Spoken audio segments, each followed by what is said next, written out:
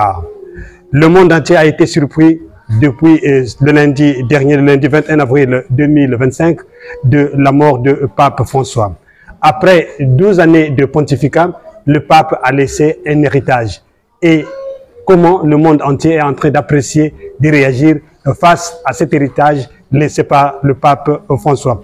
Média Plus Océan et Winaïva TV s'est rapproché aujourd'hui 22 avril 2025 pour faire réagir le roi Amenphis Ier, né Wilfrid Mboko, pour en savoir un peu plus sur ce qu'il pense de l'héritage laissé par le pape François. Sa Majesté, bonjour. Bonjour, Chamaï, mon bien-aimé journaliste. Oui, à la fraternité, on dit Chamaï. Chamaï, Sa Majesté. Chamaï. Alors, comment avez-vous appris la nouvelle de la mort du pape François? Bon, comme tout humain, c'est avec douleur que nous venons de recevoir cette information du départ de notre pape, que j'appelle aussi mon père, puisqu'il porte le même prénom, il a porté le même prénom que mon père François. Donc, je le vois comme vraiment l'image de mon père. Alors, on dirait mes condoléances pour le départ de notre pape à toute l'Église, la communauté catholique et aussi à d'autres communautés du monde entier qui sont en train de partager la même douleur que notre famille spirituelle. Oui, vous parlez des catholiques et vous êtes un chrétien. N'est-ce pas que vous partagez la même obédience, Sa Majesté? Oui, nous sommes tous chrétiens à la base. Mais bon, la spiritualité nous demande parfois de prendre une autre direction. Bon, nous pouvons aussi dire que les chrétiens sont de plusieurs branches. Il y a des protestants, même les Kimbangi, c'est des chrétiens. Il y en a plusieurs branches. Mais pour l'instant, je ne peux pas dire que je suis catholique, mais nous sommes chrétiens. C'est la grande famille des enfants de Dieu qui ont cru au message du Christ. Alors, le pape François a laissé un grand héritage, l'amour, l'unité et le n'ayez pas peur. Il a voulu aussi un dialogue interreligieux, le dialogue. Alors, Sa Majesté, quelle est votre réaction à ce grand héritage laissé par le pape François? Bon, je pense que c'est une bonne volonté que de chercher qu'il y ait dialogue interreligieux.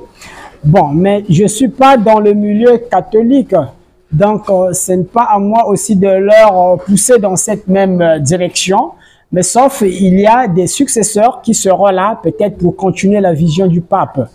Mais nous sommes un peu loin de ce mouvement catholique. Alors, je reviens donc sur la préoccupation du pape François. Quand il propose ce dialogue interreligieux, ça veut dire que il est proche même de l'écuménisme, d'unification de l'Église en tant que telle, qu'il y ait une Église universelle. Non, Sa Majesté, puisque vous aussi vous prenez souvent ça. Oui, mais le catholicisme, c'est déjà l'Église universelle. Donc, en fait, nous devons aller vers le centre de la spiritualité pour faire partie aussi de cette Église universelle. Sinon, de l'autre côté, nous allons enregistrer que des traditions humaines. Parce que même les catholiques, oui, ils parlent que c'est une Église universelle, mais quand on rentre dans le fond de l'enseignement, l'enseignement n'est pas universel. Et nous tendons vers la tradition catholique. Donc là encore, peut-être qu'on reviendra pour parler dans le fond, pour amener le peuple à comprendre ce qu'est exactement l'Église universelle. Dans les médias, nous avons écouté, nous avons appris que le pape François a même fait irruption dans la mosquée au Centrafrique pour parler aux imams de la question du dialogue interreligieux. Et vous qui êtes chrétien, qu'est-ce que vous en dites une fois de plus? Bon, je dirais... Vous devez parler quand même le même langage, non? Je dirais que tout ça, c'est bien. Mais ça ne sera pas facile parce que nous avons d'abord la différence des traditions, nous avons la différence des coutumes. Alors donc, il faut un vrai enseignement pur qui va faire converger tous les humains de la terre vers cette Église universelle. Sinon, c'est déjà un chaos le plus total. Ça ne sera pas aussi facile parce que dans chaque contrée du monde, il y a des traditions qui existent. Alors, on doit d'abord mettre sur la table cette Église universelle. Qu'est-ce qu'elle doit enseigner pour l'intérêt de chaque être humain? C'est ça d'abord que moi je pense qu'on doit d'abord présenter.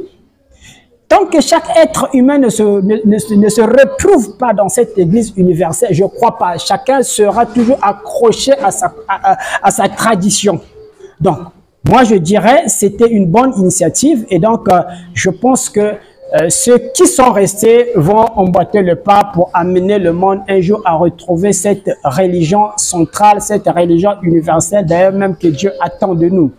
Et je rappelle aux internautes que Sa Majesté Roi Memphis Ier qui est en train de parler avec nous, il est aussi donc le prophète de l'église de la fraternité Winaïva. Alors, Sa Majesté, quand même, il y a un mot à dire, étant donné que le pape, lui qui s'est intéressé donc à l'unification de l'église, a vécu, et vous avez la chance de suivre aussi le règne du pape Jean-Paul II et le règne du pape Benoît XVI. Alors, qu'est-ce qui a plus retenu votre attention en l'existence du pontificat du pape François? Merci beaucoup, mon cher journaliste. Une très belle question. Alors, donc, déjà, cette question pourra venir éclairer l'humanité. Le pape François, que j'appelle déjà mon père aussi, avec le même prénom que mon père, François. Alors, il a pris le règne en 2013. Je vais noter un peu les indices qui vont faire illuminer un peu les esprits des croyants. Alors, il prend le règne en 2013 et il fait 12 ans de pontificat. Alors, nous pouvons, dans la numérologie, nous pouvons expliquer le mystère qui se trouve dans les chiffres. Alors, le 13, nous voyons en 2012, c'est la fin du monde. Le monde entier, les gens se cachent dans des bunkers. C'est la fin du monde. Tous les calendriers de l'humanité tout entière prennent fin. Mais en 2013, en temps normal, en 2012, c'était déjà la fin du monde. C'est-à-dire, il y avait déjà un freinage de la rotation de notre planète Terre. Et aussi, le pape prend le règne en 2013, c'est-à-dire, il n'y avait plus, le règne même de l'Église était terminé. Mais c'est comme un véhicule qui freine à un endroit A, qui passe à s'arrêter à un endroit B, à un point B. Alors, donc, il fait 12 ans de pontificat. Aujourd'hui, nous sommes en 2025. Nous voyons, c'est le départ de notre Père, de notre Saint-Père. Alors, si on essaie un peu de spiritualiser ça, aujourd'hui, lorsque le message de la mort du pape arrive, nous, on s'était déjà préparé pour lancer le message de la sortie du roi Memphis Ier Winaïva qui a fait 24 ans aujourd'hui d'internement. Bon, c'est quand même un peu bizarre que le lundi, après la Pentecôte, le lundi de Pâques, c'est le lundi où le pape va nous quitter. Et c'est le même lundi qu'on avait déjà prévu pour publier l'information aux yeux de l'humanité tout entière de ma sortie, la sortie officielle. Alors, donc, tout ça, quand on essaie de faire la somme de toutes ces informations, on comprend qu'il y a un mystère qui se passe. C'est sous le règne du même pape François que au Congo-Brazzaville, après la sortie de l'Arche en 2016, une réunion avait été organisée. Le secrétaire du pape descend au Congo-Brazzaville pour faire une modification sur la prière de notre Père qui est aux cieux. Et ça se passe au Congo-Brazzaville. Et l'arche qui vient présente le Congo-Brazzaville comme le pays qui abrite le royaume de Dieu. Donc le royaume descend au Congo-Brazzaville, mais à Pointe-Noire.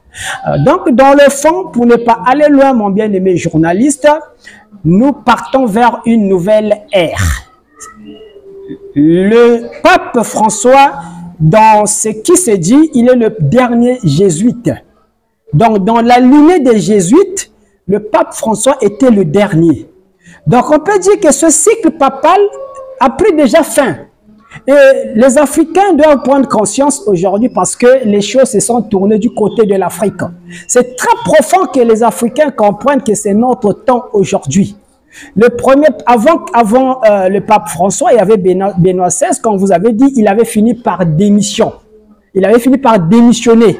Alors, ce qui n'était pas vraiment d'actualité dans l'histoire papale. Mais il avait quand même démissionné. Qu'est-ce qui se passe exactement? Est-ce que l'humanité ne se poserait pas des questions aujourd'hui? Celui qui vient aujourd'hui, il est parti dans les conditions que nous savons tous, mais que les Africains prennent conscience parce que les esprits éclairés savent que la lumière s'est tournée aujourd'hui du côté de notre continent africain. C'est vrai que nous ne sommes pas encore dans l'attente de la fumée blanche qui va sortir de Rome, du Vatican, pour savoir qui est sorti le nouveau pape. Et déjà, à vous écouter parler, ça veut dire que vous êtes pour un pape noir au Vatican. Bon, un pape noir au Vatican, ça n'a aucune importance, je pense. Parce que le vrai pape, c'est Dieu. Maintenant, le pape de Vatican, ce sont des élections humaines. Ce n'est pas Dieu qui élit le pape, mais ce sont des cardinaux qui restent en conclave pour élire qui ils veulent. Donc, je pense que là, il n'y a pas la véritable spiritualité jusque-là. Parce que les Africains, tout le monde, vous l'êtes aussi, hein? Même si vous n'êtes pas de l'Église catholique, mais au moins, ça vous ferait plaisir de savoir que de la fumée blanche est sorti le choix des Noirs comme pape, non? Bon, je me pose la question, mon bien-aimé journaliste, pourquoi les Africains voudraient aller gérer Vatican comme étant un pape noir? Ça n'a aucune importance. Ça n'a aucune importance. Vous êtes des Africains, vous êtes Africains, les traditions sont différentes. Mais pourquoi voulez-vous aller gérer Vatican? Pour quel intérêt? Il n'y a pas d'intérêt à cela. Sinon, notre intérêt à tous, c'est converger vers le royaume de Dieu.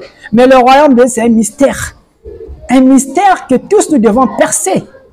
Le pape, on ne sait pas s'il va dans le royaume, s'il va au paradis ou pas, personne ne le sait. Ce n'est pas parce qu'il était pape. Donc l'important, moi je pense, c'est que l'humanité essaie de se rapprocher de la véritable spiritualité, de comprendre le véritable mystère divin. Ce n'est pas la chaise qui est importante. Celui qui était là a fini par la laisser. Alors donc, je ne pense pas que ça serait même le développement de l'Afrique, même s'il y a un pape noir qui va prendre la chaise du Vatican. Ça n'amènerait jamais le développement de l'Afrique.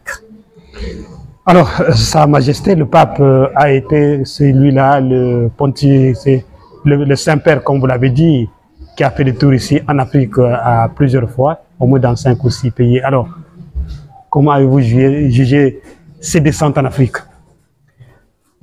Bon, je ne suis pas dans le milieu catholique, donc j'ai un peu du mal, d'ailleurs, pour savoir qu'est-ce que le pape vient faire en Afrique. Mais seulement, eh ben, je dirais, c'est une bonne chose s'il peut visiter aussi les Africains. C'est pas mauvais. Il l'a fait. Oui, donc c'est une bonne chose, on peut accepter ça. C'est son amour qui pense qu'il doit. Il n'est pas d'abord aussi le premier pape à visiter l'Afrique.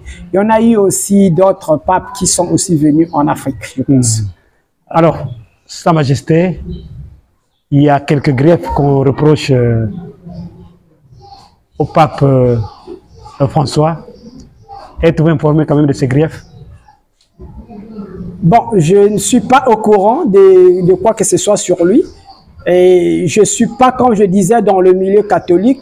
Donc, je suis sous-informé de tout ce qui se passe dans leur rouage. Alors, les esprits éveillés lui reprochent d'avoir célébré des mariages, en tout cas homosexuels. Et quand même, on justifie cela que c'est une simple bénédiction. Que dites-vous à cela? Bon, ça relève du grand jugement du trône blanc. Mais sinon, étant qu'humain, je ne peux pas porter un jugement sur l'Église catholique dans ma chair. Mais Dieu seul pourra juger cette Église. Parce que les gens peuvent en parler, mais c'est seul Dieu qui sait la vérité. Sa Majesté, le roi sera inhumé le pape. Non, pardon, le pape sera inhumé le samedi prochain. Alors, peut-être que vous avez une pensée pieuse pour lui. C'est le moment de le faire. Bon, que le ciel l'accorde toutes les faveurs possibles. Je pourrais dire aussi quelque chose à cet endroit. Nous avons une sœur qui est même rwandaise, qui est en Italie, qui avait reçu les informations sur l'avènement du royaume de Dieu sur la terre des hommes, et qui a connu le roi Amen, fils Ier Winaïva. Alors cette sœur s'était déportée jusqu'à Vatican. Elle est partie voir les prêtres à Vatican. Elle a apporté, elle avait le but de rencontrer le pape pour lui parler de Winaïva. Donc, elle est partie avec la biographie de Winaïva. Mais bon, il y a eu des murs pour atteindre le pape.